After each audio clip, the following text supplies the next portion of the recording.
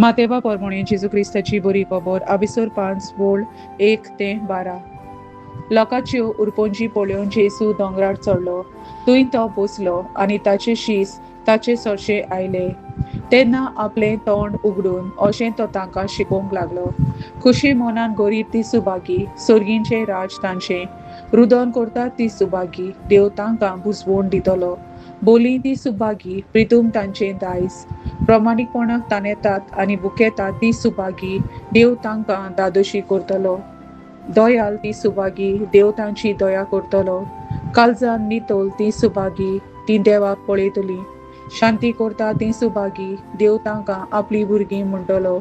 प्रमाणीकपणा खातीर दुमाळो सोंसता ती सुभागी, सोर्गींचें राज तांचें.